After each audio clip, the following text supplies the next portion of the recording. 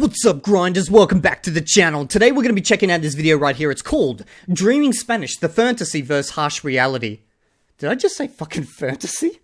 You know what? We're going with that. This is going to be a fantasy, boys. Get your gloves out and your little diggy things, because we're going to be planting some ferns. No, I don't know where I'm going with this. But anyway, we're going to check out this video. Now, this video caught my attention due to a number of reasons. One, the YouTube channel that's basically pushed this video out here. It's called Comprehensible Input with blah, blah, blah, blah. I'll put a link in the description so you guys can go check it out. But the title of this video is kind of implying that Dreaming Spanish is a fantasy. Or maybe it's not. I don't know. Maybe they're like in support of Dreaming Spanish and this was just some clickbaity title, and in which case I'll probably never publish this video. But I am curious to see what they've got to say about Dreaming Spanish. Now, for those who are not in the aware or haven't been following my channel for a while, Dreaming Spanish is basically a service by which you learn Spanish by just pure input. You just watch lots and lots of videos, and then over time you basically just understand the language, and then eventually you're meant to learn basically like how a kid would learn, okay? You just start speaking after a while. Now, Dreaming Spanish follows what's called the ALG method, which is basically what I just stated, although theirs is more of a watered-down approach because you're watching videos as opposed to having a teacher watching your reactions and adjusting the content based on your reactions. Now, I've actually been doing Dreaming Spanish, and I'm at like 180-something hours. In fact, I'll be dropping another video on Dreaming Spanish in about a week because every 50 hours I've been giving you guys an update on my journey going through Dreaming Spanish. Now, when I came into this, I was like, guys, learning a language just via pure input is probably the slowest method in existence, okay? Logically, just common sense dictates that it would be the slowest way to learn a language. And everyone was on my ass going, you don't know what you're on about, Evildea. You've only used traditional methods and blah, blah, blah. Despite the fact that I've done hundreds of hours of just pure input with Chinese, Mandarin Chinese, still people didn't believe me or my recommendations. And as someone who provides recommendations without bullshit, I was, like this. Fuck it, guys. I'll go learn a language just doing this method. Just pure input. So I can actually give you guys a realistic estimate. And maybe my thoughts would change along the way, okay? Because maybe there's something that I'm unaware of. Now, as I started my journey, I did be very upfront with all of you. I said, look, when I'm coming into this, I'm not coming into this as a newbie. Yes, I know nothing about Spanish, and I chose Spanish because it's the only service available that provides enough content for me to be able to do this via a pure input method without spending like donkey's eons on YouTube constantly searching for beginner and intermediate videos and stuff like that. So that's why I chose Spanish. But I do have a background in some related languages. So I've studied a little bit of Latin. Obviously, that has an impact with Spanish. But I'm also fluent in Esperanto, which heavily takes from Latin itself. And there is obviously going to be some crossover there because Esperanto is like a 60%, like 6% of the words in that language come from Romance languages. So I did get a bit of a boost, and I was upfront about that, and I expected that to help me in my journey. Now, at first, it did help a little bit, and then it didn't help for a little bit, and now that I'm in the intermediate stage and I'm getting introduced to more words, it's massively helping again. Like, there is so many freaking cognates like that just crossing over between the two languages. So it was probably a bad choice from an experimental perspective because I'm getting a lot of a boost from Esperanto. It's like nitro up my ass at the moment, okay? But maybe that's my perception, and actually it's not. So I've got to complete the 2,000 hours, and then at 2,000 hours, I'll be like, okay, guys, I give it, like 6.5 out of 10. It's been the longest review in history, but you know what I'm saying. Okay, so I want to check out what these guys have got to say. Más de 2.000 horas de input comprensible has estado estudiando con Dreaming Spanish y estábamos viendo el roadmap y ahora mismo estarías más allá del nivel 7, ¿verdad? Okay, so the guy who's, like we just saw for a second ago, he's done 2,000 hours of Dreaming Spanish. Now, if you compare this to a traditional method, that would say involves 700 hours of classroom hours. So 700 classroom hours of learning Spanish, then you double that for time that you spend outside of class. That should get you to fluency by most estimates that exist out there. So you're looking at 1,400 hours. 1,400 hours, you should be reaching fluency with a traditional method combined with, input and outside class study. Now, he's at 2,000 hours, which means that he should be really fluent by this stage if this is the most efficient method to learn a language. Now, I'm curious to know what his background is because that will play a big part, and hopefully they'll talk about that. Now, also, they mentioned they're at level 7.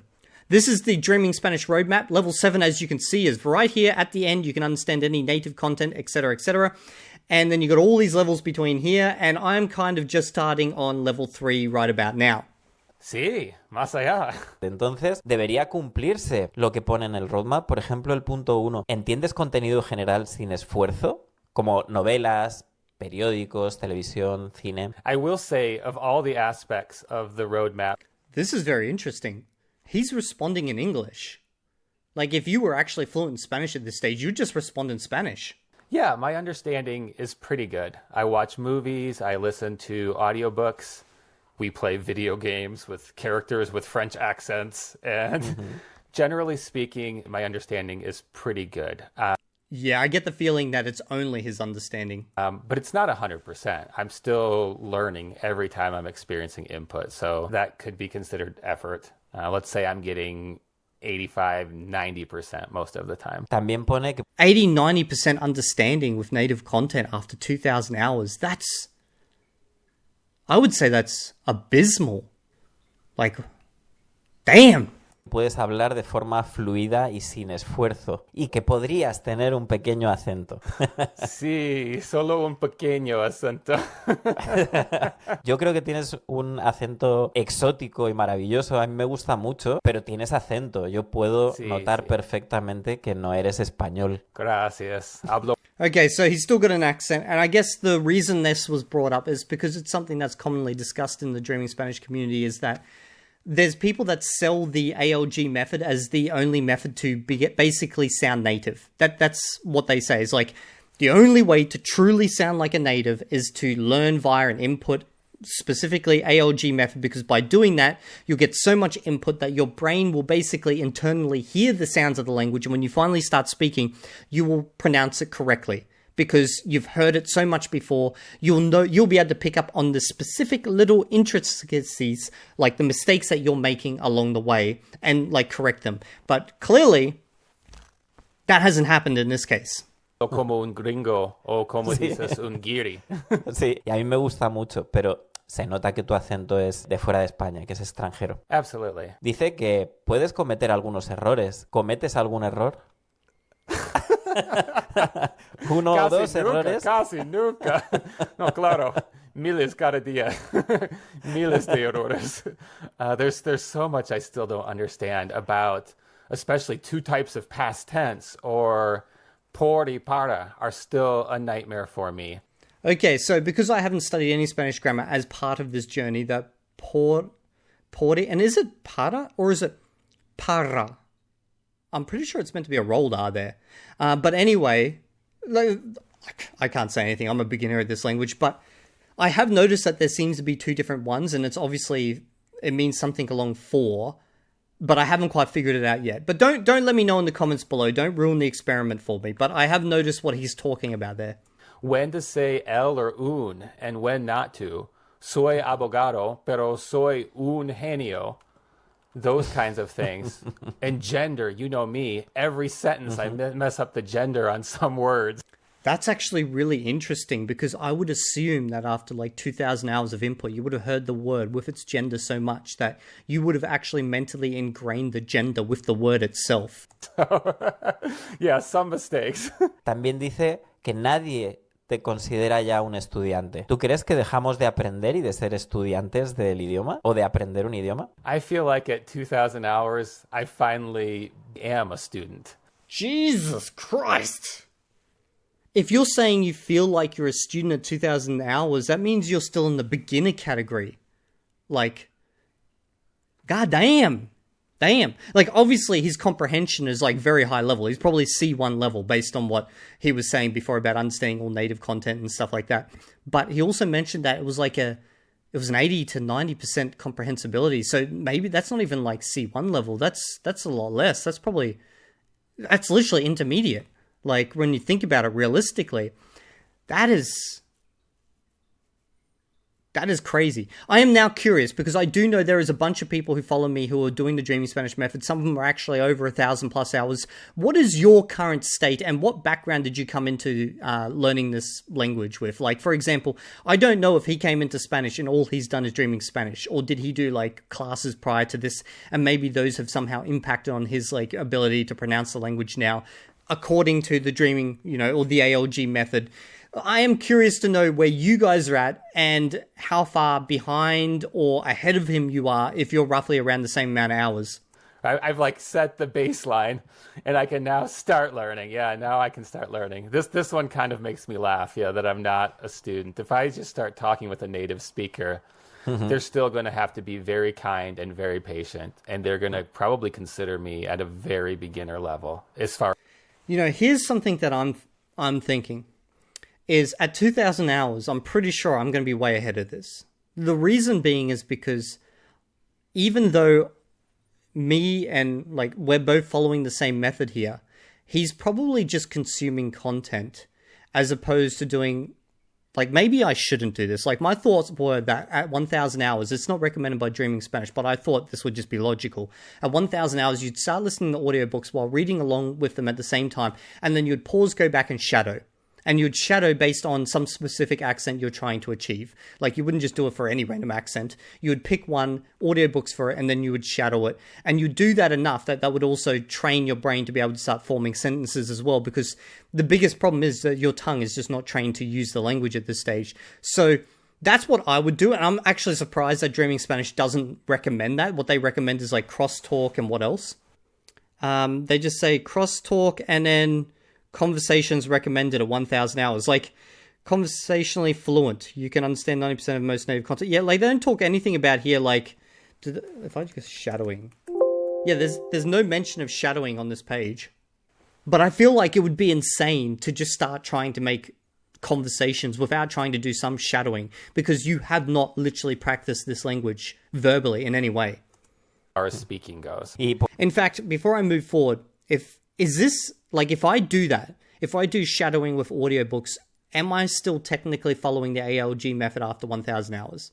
Because remember, I'm doing this as an experiment. I don't want me to come out of this really good in Spanish and then people be like, yeah, but you didn't follow the method, or come out really shit and people be like, yeah, you didn't follow the method. I want this to be a series when I reach 2,000 hours where people go, you want a real look at this? What you can expect? Go watch Evildea's series. It's a no bullshit series. So I want to make sure I do this right. Por último, dice que puedes ser un miembro eficiente de la sociedad.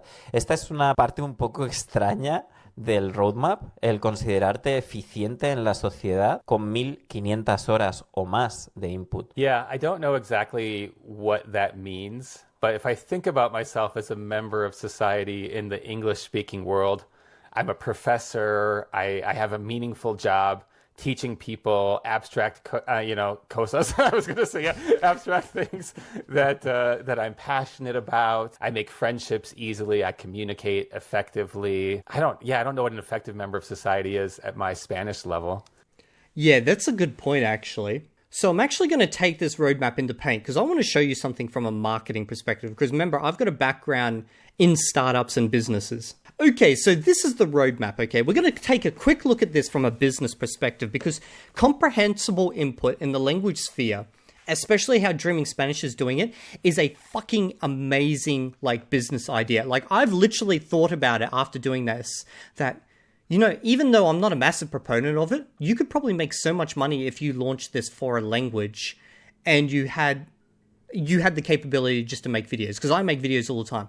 So literally I could do this for Esperanto. I could produce thousands of videos. Hell, I've got thousands of videos in Esperanto. I could make Dreaming Esperanto if I wanted, do a subscription service and probably make a fair bit of money, even for a tiny language like Esperanto. But here's something I want to point out, okay? When you get a new customer, what happens with new customers? Think about it like a gym. Most of them will go for the first week, then they'll give up. If everyone who signed up to a gym went for the entire duration of their membership, that gym would literally shut down because there'd just be too many people there and they'd all get pissed off. So they are based off the fact that most people will not come. And I'm assuming Dreaming Spanish is kind of similar. So most people are going to come, look at the Dreaming Spanish roadmap and go, 2,000 hours or 1,500 hours, I can understand native content. Well, it's a lot of hours, but all I gotta do is sit there and watch content. I'll sign up. It's not too expensive and I'll just watch videos every day. And most people will do probably about 50 hours and at some point around here, not feel too much progress and give up. Okay? And then what you get is survivorship bias within like the Dreaming Spanish community, because only those who survive the journey will still be around. Now, that's to be expected. So as long as you get the 50-hour right, and then realistically, you're going to get a lot more. They'll probably get to around here. But most people are going to probably die around this point, 300-hour mark, because it's a lot of work. And depending on how much time you put in each day, if you put in 1 hour a day, that's a year just to get to 300 hours. So as long as Dreaming Spanish as a business gets the estimates for this area roughly correct, then that's kind of fine, because they can just sell that and be like, well, that's fine. Most people do get that. Most people will say, yeah, around 300 hours, I can do what people say here, okay? However, this back end, where they're promising the fluency, like this is the golden egg at the end, okay? This doesn't have to be accurate at all, because most people are not going to get there. And when do most of those people who do actually get to this point, okay, let's say they can understand most native content here because he's got a background. Or over here because, he doesn't have a background, he's just crap at languages, okay? It doesn't matter, you're committed. You've put so many goddamn hours in right now. You're fully committed to this and you're going to make it work. There's very few people that will commit like 1,000, 1,500 hours, and after that amount of time, seriously, retrospectively, look back upon what they've done and gone, that was a good use of my time. In fact, you would prefer to justify it. People want to justify what they've done, okay? It's basically sunk cost fallacy. That's how it works. Now, this is not to say you can't learn a language doing this. Obviously you can. People have done it. But the thing that I'm experimenting with, the reason why I'm doing this entire experiment is because I want to know, is this the most effective method? Because that's like, you'll hear this in the Dreaming Spanish videos. Pablo will talk about this all the time. He'll talk about how this is the most effective method to learn a language. And then I haven't heard Pablo say it, but I've heard many people within the community say this is the only way to truly acquire an accent. This is what ALG is actually famous for, is talking about the fact that, not acquire an accent, acquire native-like accent. Sound like a native, because that's what ALG talks about quite a bit. Like the fact that their first proper sounding native came out of this method. Jesus Christ, I almost choked on my own damn tongue then. And in fact, Matt vs. Japan made a video where he talked about the ALG method, and that's what he talked about in that video. So this is the big selling points, is native-like. You just sit there, watch content, and you eventually reach fluency. That's the two major things. There's no like hard study involved. But what they're talking about is this right here, the thing that most people will never get to, and therefore, I'm not going to say they're going to lie about it, but this does not have to be accurate, because if you get that far, there's going to be very few people who are going to like talk honestly about if this is accurate or not, okay? So I don't think this is accurate at all, and realistically, it's probably hard to say if this would be accurate in any way, like even if they tried to make this accurate, because it's so based on your own background, your own ability to acquire languages. Like if you have a background studying Spanish 4 years in high school or whatever, you're going to power through this, maybe you have a lot of problems with listening, but then when it comes to talking, because you've kind of long time ago studied all that grammar, and then you've done all that listening together combined, you're going to be a lot better at conversation. But if you've never done that grammar study in the past, you're probably going to suffer a lot more. So what I'm trying to get at this is, with marketing wise, this here, if this is what you're aiming for, is like, getting that, then just understand that this could be 2,000 hours plus, or it could be possibly less, depending on what background you've got. I can wake up and order food and find a bathroom. Oh God, he's saying after 2,000 hours, that's what he can do? Wake up, order food, and go to a bathroom? You can literally do that within 30 hours of Pimsleur, okay? And Pimsleur is not a great method for efficiency. So within the first 30 tapes of Pimsleur, you will learn how to do what he just mentioned right there, in any language, okay? Now, obviously, his understanding is a lot higher. It's probably C1 or B2 territory or something like that, like comprehension-wise. Although he did say with native content, he was getting 80% comprehensibility, but still, his understanding is way, way higher. But speaking-wise, that's A1 territory. I can do those things. Bueno, podrías encontrar el baño si alguien te dice dónde está. Exactly. Pero ¿dónde? ¿Dónde está el baño, señor? Genial, pues muchas gracias, Marc. Creo que nos queda un poco más claro el nivel 7. Entendemos que es simplemente una referencia y que no es real que este roadmap no se ha hecho con la intención de que sea exacto, sino de motivar a la gente a llegar o a alcanzar un objetivo de aprendizaje del idioma. Exactly. I'll keep you posted at 4,000, 5,000, 10,000 hours to see if I feel like I'm there. But some things just aren't going to happen. My accent is not going to disappear. I'm not going to know how to pronounce R's without actually training my mouth. Yeah, there's some things that I think I'll have to work at that won't happen no matter how much input I get. I actually really enjoyed that video because that's from someone who's gone through the experience and he's being realistic about it. Now, I am curious because I do want to hear from those who have done this experiment before. You know, some of you guys I know, Dreaming Spanish guys, are in my comment section. You've done 1,500 hours, 1,300 hours. Like, I've seen those comments. So I'm curious to know how far behind or ahead of him you are. Like, realistically, let's leave off of our biases about what we think is the most effective method out there, because obviously it's based on so many different things. If you hate study, then this is probably the best method. Like, just sit there, consume content, try find a way to enjoy that content, and, you know, that's probably the best method for you. But let's leave aside our biases and let's have a realistic look. I want to hear exactly what you've managed to achieve at whatever level you are, because I am curious to see how,